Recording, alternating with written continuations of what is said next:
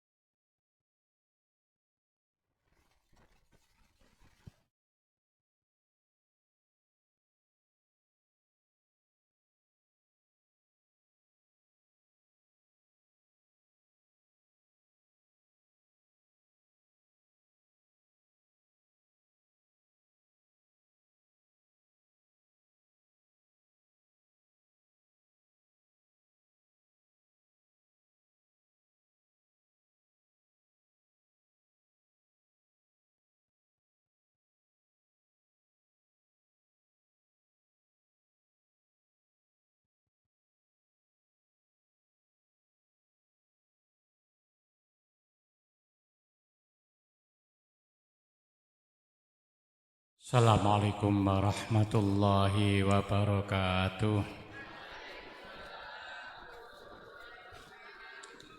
Bismillah, alhamdulillah, wassalatu wassalamu ala rasulillah wa ala alihi wa sahbihi wa mawalah. Subhanaka la ilma lana illa ma 'allamtana innaka antal alimul hakim. Amma ba'du. Hadratil muhtaramin wal muhtaramat, para asatid dan asatidah, santriwan santriwati rahimakumullah.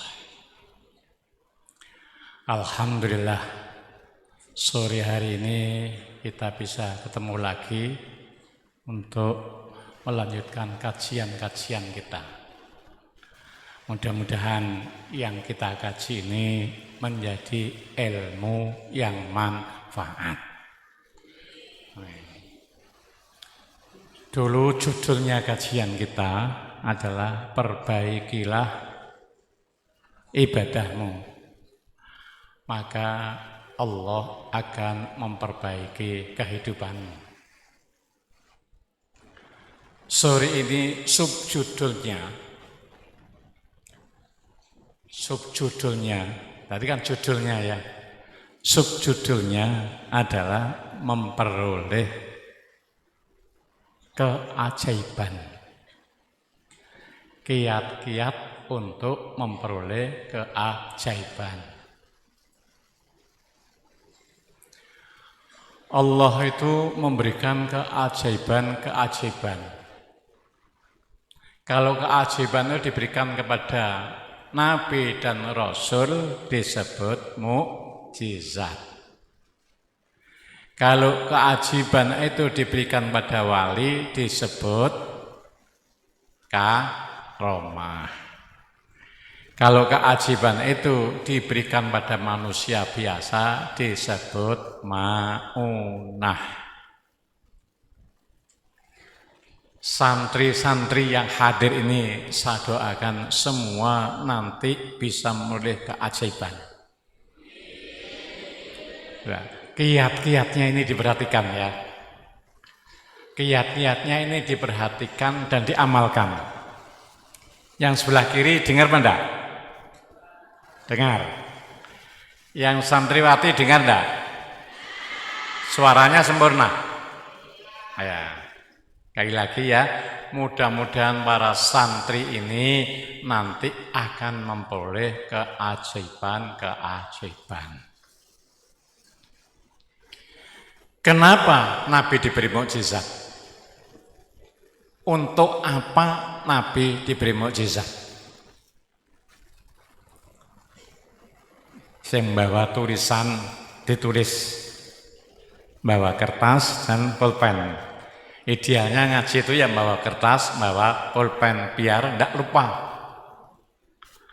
Nanti setelah tahun ajaran baru, saya akan ngaji dengan kitab.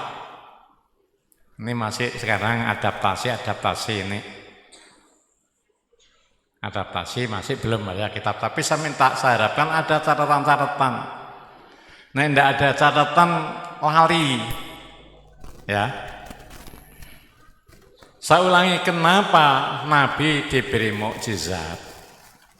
Pertama adalah untuk menunjukkan kebesaran Allah, keagungan Allah, sehingga terjadi sesuatu yang luar biasa, terjadi sesuatu yang ajaib. Nomor dua adalah sebagai bukti kenabiannya.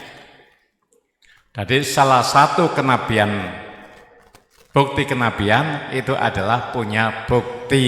Buktinya adalah mukjizat. Yang ketiga adalah memberikan motivasi pada umat ini supaya bisa memperoleh keistimewaan atau tadi apa? Judulnya tadi, subjudulnya tapi apa?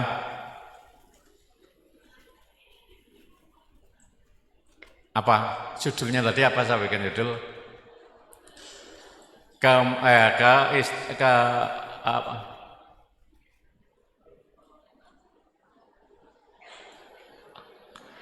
Sudah lupa, ya dicatat sudah lupa.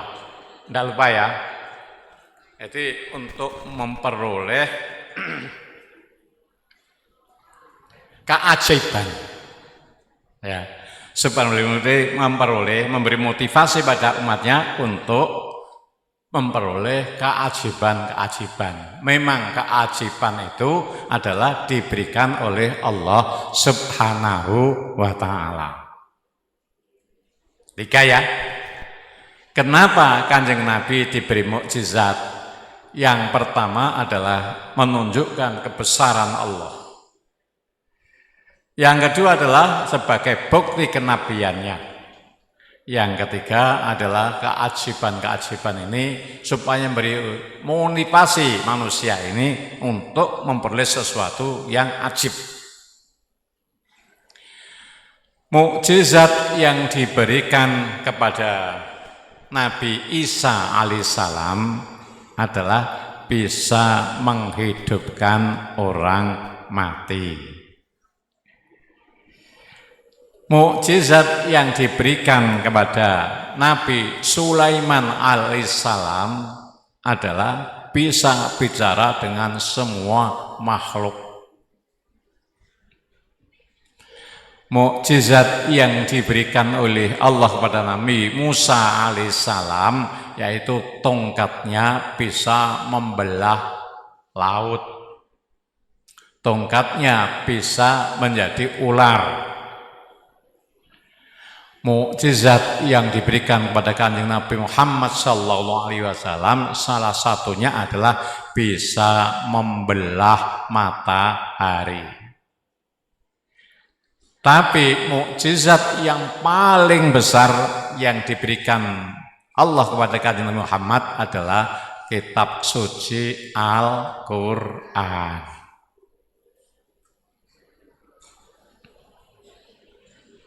Ini maghribnya jam 15.28. Jam itu tidak cocok. Jam itu tidak cocok. Nanti jam 15.25 sudah selesai kajian kita ini. Terus karomah. Karomah itu adalah sesuatu yang luar biasa, keajaiban yang diberikan oleh Allah kepada walinya. Karomahnya Mbah Sunan Bonang apa? Ini depan.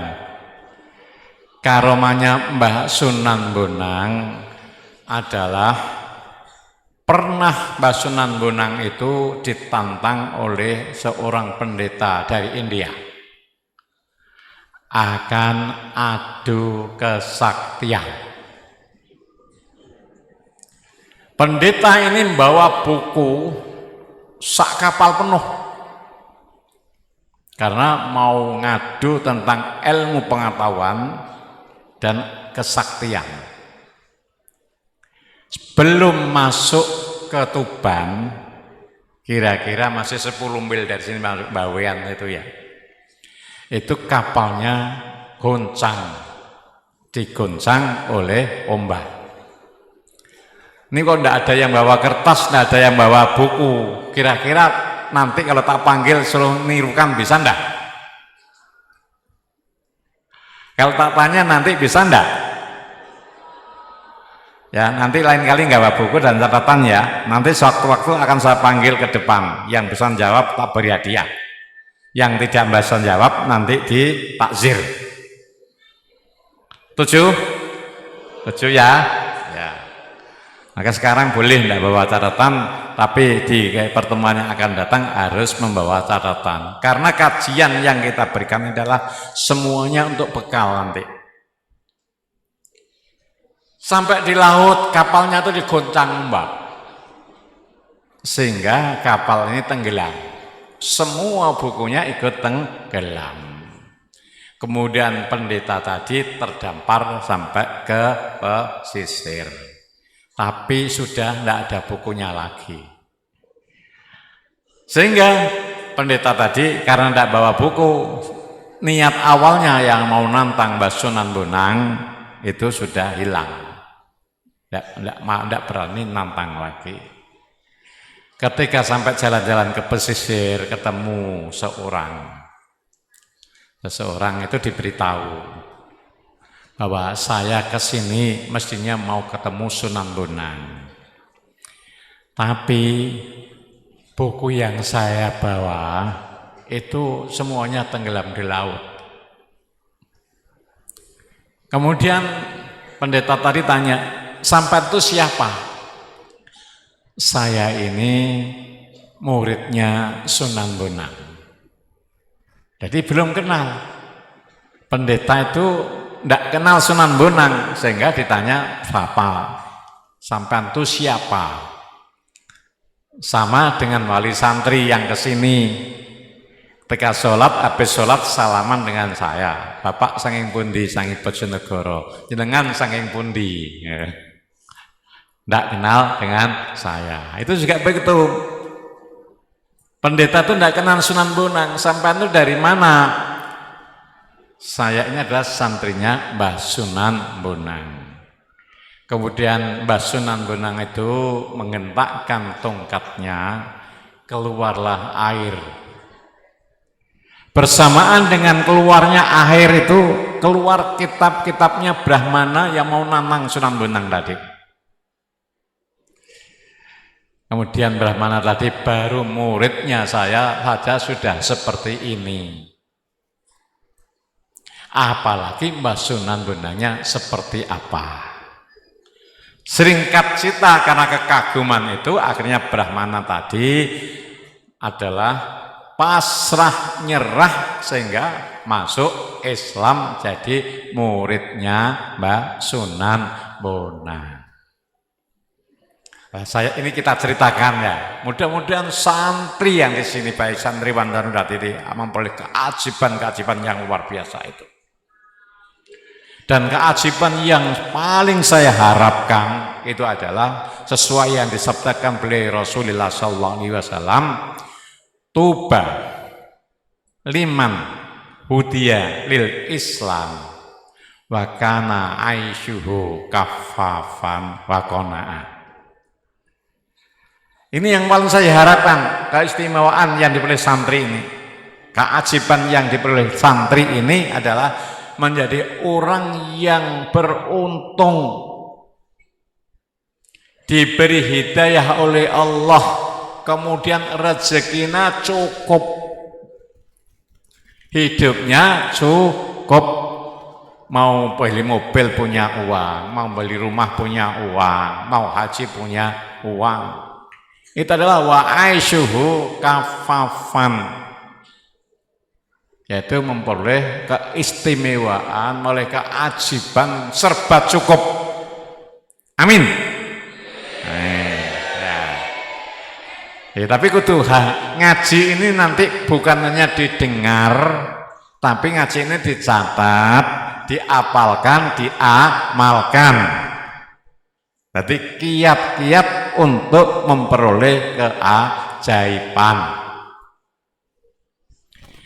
Karena sumur itu sumbernya semakin besar, maka oleh Mbah Sunan Bonang bikinlah serumbung.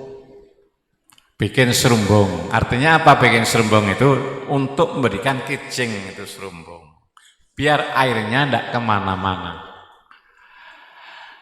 Lah sumur ini 10 meter dari laut, airnya tidak asin, sehingga sumur ini banyak yang dikunjungi orang, yang digunakan airnya untuk berobat. Sayangnya sekarang sudah terkikis laut, sumur serumbung itu masih ada, tapi sumurnya sudah jauh dari pantai, ada di tengah laut. Seandainya ada di tepi pantai, pasti santri ini saya instruksikan ke sana semua untuk tabarukan karohmahnya Mbah Sunan Bonang, biar para santri ini memperoleh keajaiban. Itu karomahnya, salah satu karomahnya Mbah Sunan Bonang. Ada lagi karomahnya Mbah Sunan Bonang. Mbah Sunan Bonang sedang wiridan, itu tasbihnya patah, sehingga ininya apanya itu ya, batu tasbihnya ya, korat karit. Muridnya mencari, terkumpullah yang tasbih yang korat karit tadi.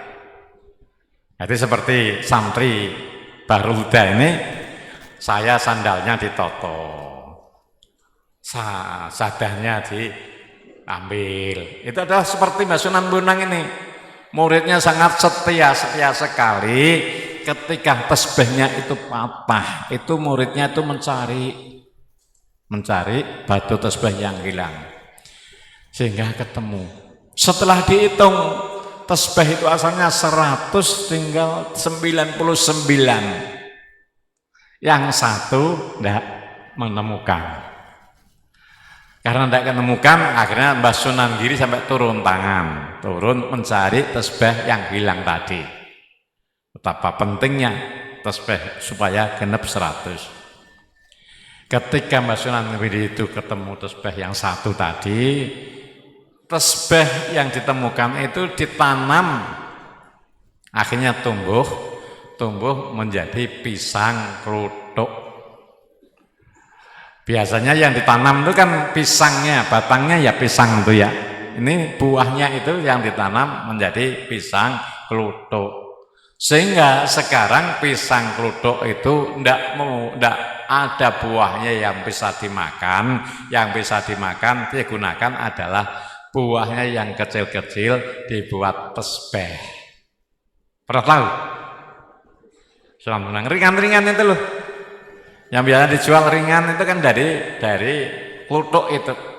Nanti sekali-kali jalan-jalan ke Sunan Bonang, kalau malam Jumat lagi ke sana dengan saya, tak belikan semua nanti untuk tahu tasbih gedang kluthuk. Itu kehebatan, keistimewaan, keajaiban yang diperoleh para wali. Itu mungkin masih dipertanyakan Mbah Sunan Bonang kan tahun lama. Sekarang yang wali tahun baru, bukan tahun baru, tahun yang masih baru, yaitu Mbah Abdul Hamid Pesuruan. Biasanya para asatid, loh ini kok masih ada yang belum masuk ya Pak?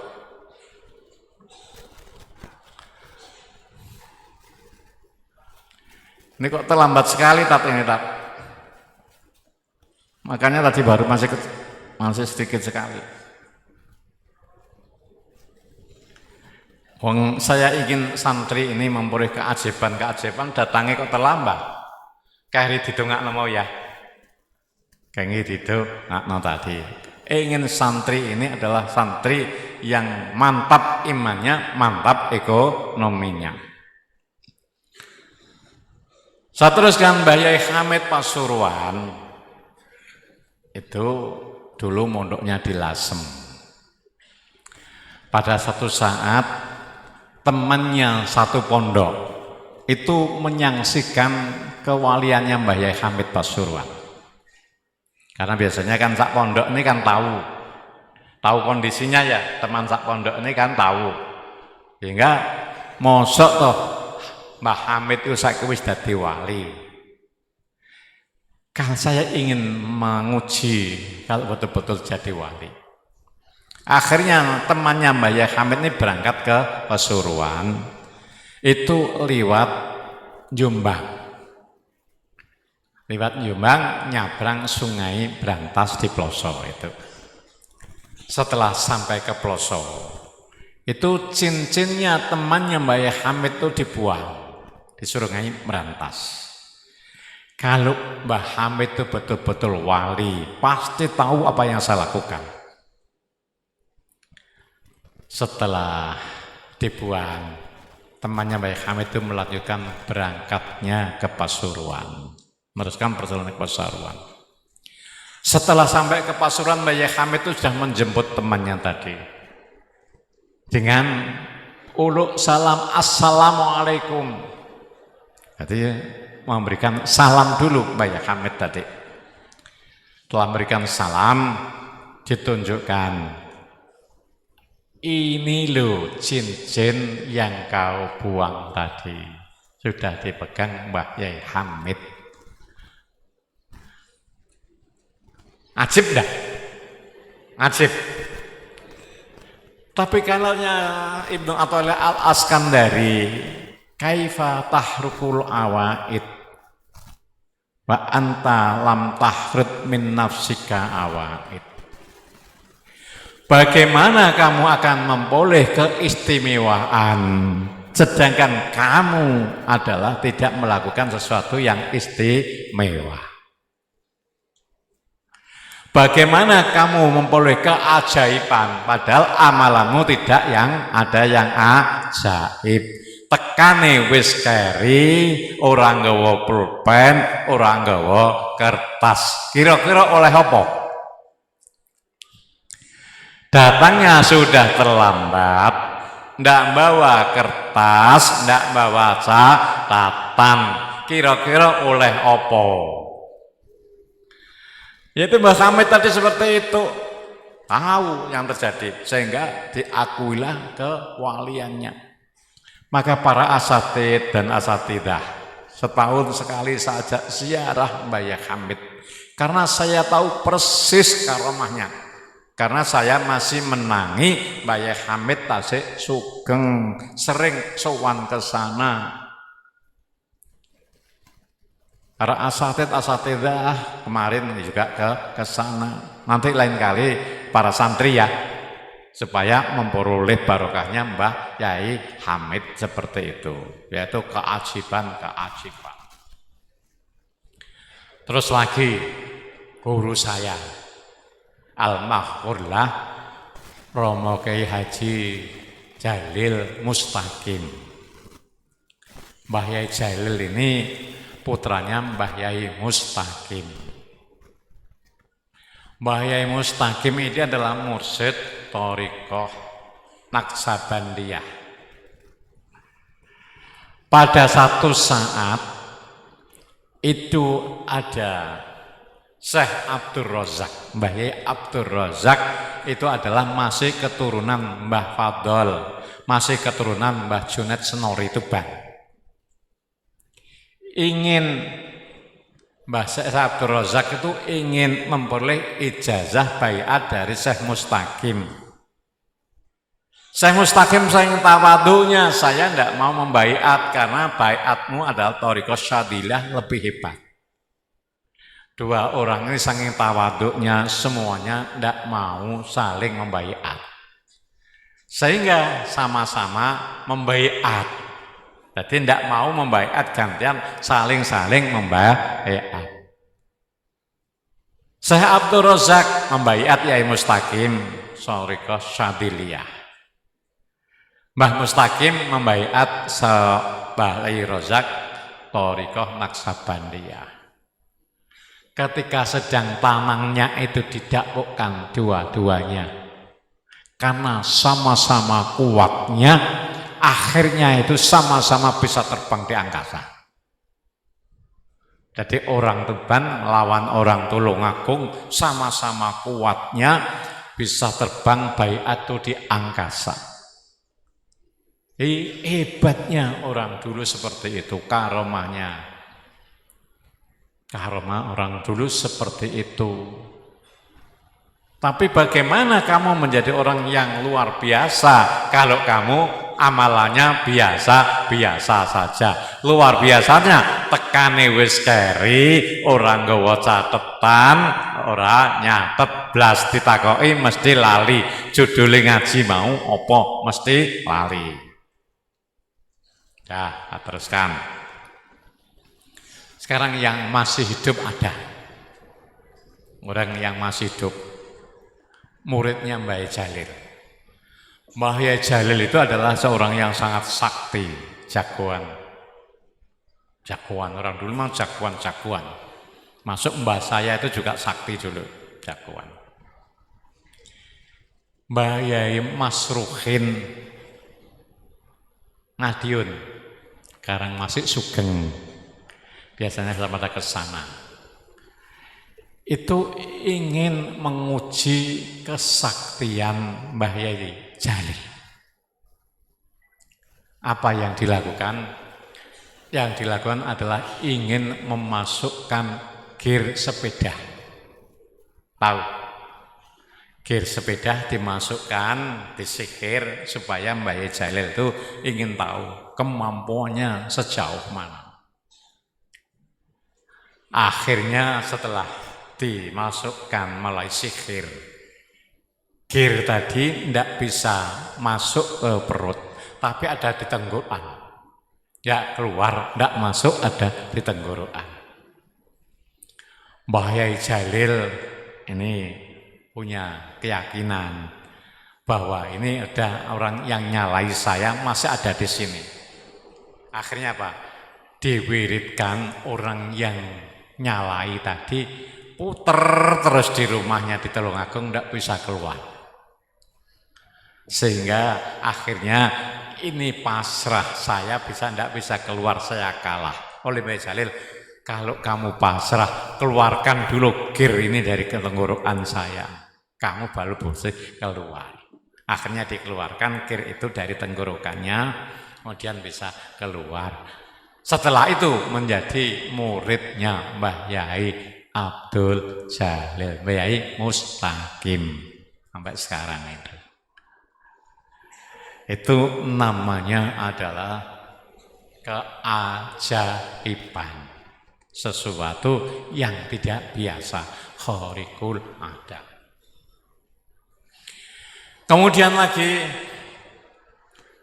keistimewaan yang diberikan oleh Allah kepada manusia biasa disebut ma'unah. Ma'unah. Masih ingat kisahnya Nabi Sulaiman alaihissalam? Masih? Nabi Sulaiman alaihissalam pada satu saat itu ada burung hudhud yang tidak ikut apel pagi. Maka ditanya, kemana kamu kok tidak apel pagi? Saya sedang terbang, ternyata di sana ada seorang raja, seorang ratu, tempatnya di Palestina, tempatnya di Yaman, yaitu Ratu Bilqis. Maka supaya Ratu Bilqis ini bisa masuk Islam, Nabi Sulaiman ingin menunjukkan kesaktiannya, memindahkan istana Ratu Bilqis ke Palestina, jaraknya 1000 kilo. Yaman Palestina itu 1000 kilo. Kalau naik pesawat 2 jam. Maka semuanya yang ahli diundang, ada jin, ada ifrit. Maka yang usul, yang paling cepat usul, saya bisa memindahkan sebelum Nabi Sulaiman pindah dari tempat duduknya. Itu jin dan ifrit, bisa begitu. Tapi ada salah satu manusia biasa. Manusia biasa, bukan nabi, bukan wali. Yang namanya adalah Asif ibnu Barhiyah. Asif ibnu Barhiyah. Yang ini saya ingin dari asatid, dari santri, ini ada yang memiliki kemampuan seperti Asif. Setuju? Jadi kalau saya butuh apa-apa kan bisa saya ajak gitu ya. Jadi punya santri yang hebat seperti Asif bin Barhiyah. Usul Nabi Sulaiman, tidak usah Nabi Sulaiman sampai pindah dari tempat duduknya kelamaan. Hanya sekejap mata Nabi Sulaiman itu menjepkan mata, belum sampai matanya terbuka lagi, istana itu sudah pindah. Hebat enggak? Hebat yang luar biasa. Itu keistimewaan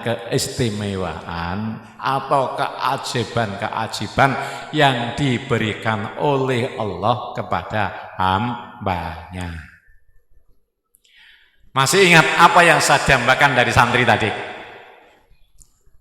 Saya ingin santri Mahat Barul Huda itu adalah Hudiyah lil Islam.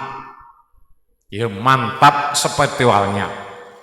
Kemudian wa aisyuhu kafafan, uripe serba cukup. Dadi wong sing cukup. Orang yang dikatakan orang kaya itu adalah orang yang cukup. Kalau uang banyak tapi tidak cukup, itu baru orang kaya. Tujuh. Jadi santri Barul Huda mudah-mudahan memperoleh keajaiban, yaitu selalu memperoleh hidayah tentang Islam dan kehidupannya serba cukup. Sekarang kiat-kiatnya untuk bisa memperoleh keajaiban. Ya, jadi tidak aja ingin toh. Kiat-kiatnya supaya memperoleh keajaiban. Menjadi orang yang kaya. Ini kalau tidak selesai. Tadi sudah saya mulai jam 5 kurang 1/4. Tidak selesai. Dilanjutkan Kamis yang akan datang ya nanti ya. Tapi jangan ada yang terlambat lagi. Nanti kelibat lagi gak iso ngamal no. Bagaimana bisa ngamalkan kalau tidak paham?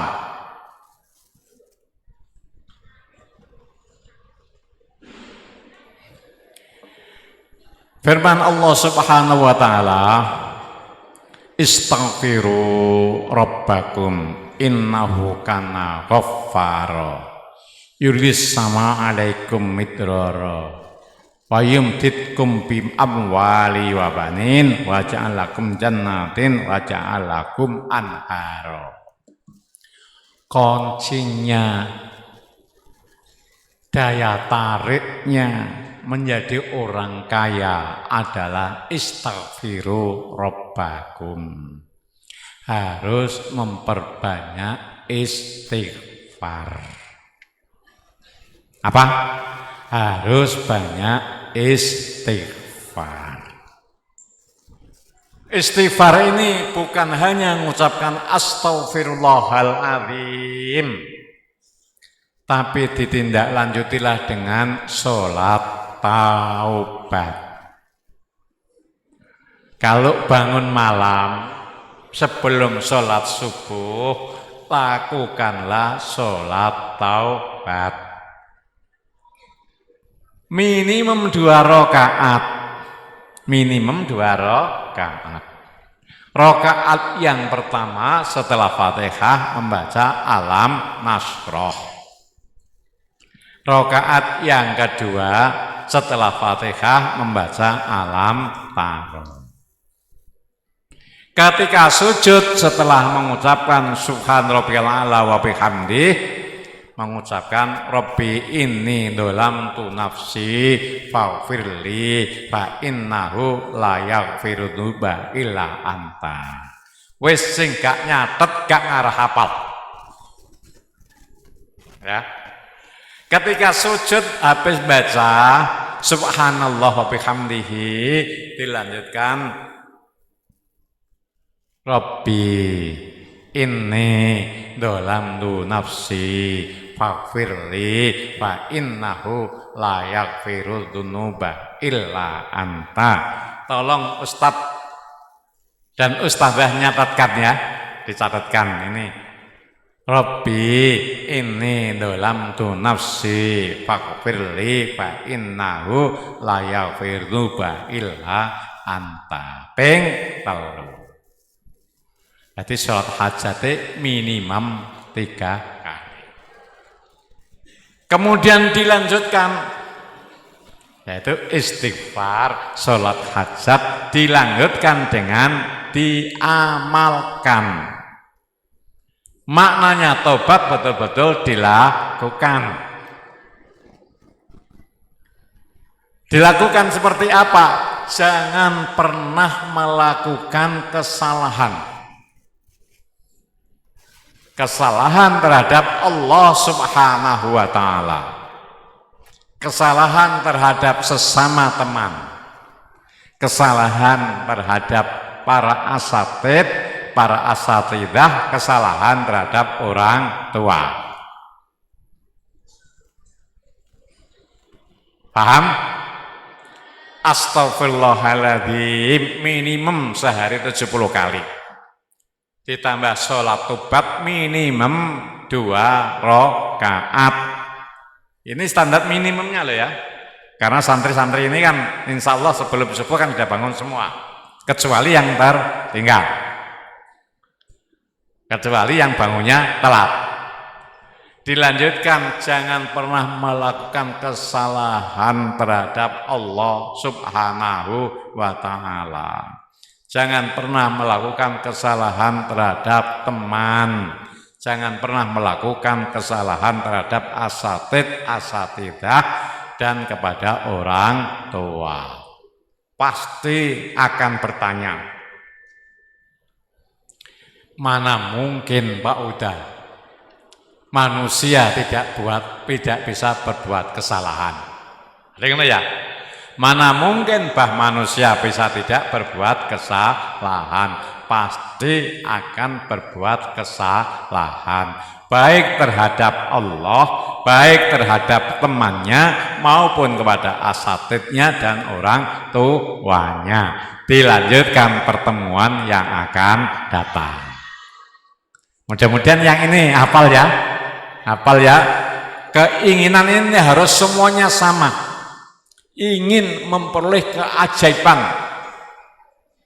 Ini harus ditanamkan. Saya ingin memperoleh keajaiban. Sehingga nanti berusaha keras melakukan kiat-kiat untuk bisa memperoleh keajaiban.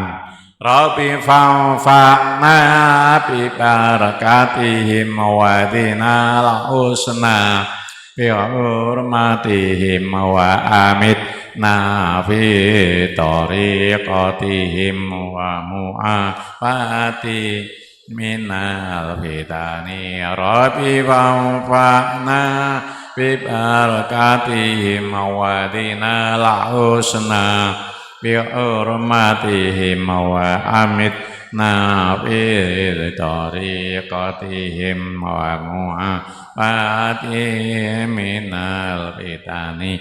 Rabbi anfa'na bi barakatihim wa dinal husna bi hurmatihim wa amitna fi tariqatihim wa mu'afati minal fitani. Allahumma inni astaudi'uka ma'alam tanihi fardudu ilayya inda hajati ilaihi fala tunsinihi ya rabbal alamin. Pengumuman untuk Kamis yang akan datang, ngajinya dimulai seperti tadi ya, jam 5:45. Para santri 4:30 harus sudah siap di sini. Saya minta para asatidz dan asatidzah bisa mengkondikan santri 4:30 sudah ada di sini. Karena materinya agak panjang, biar bisa terselesaikan. Wallahu muwaffiq ila aqwamit thoriq. Wassalamualaikum warahmatullahi wabarakatuh.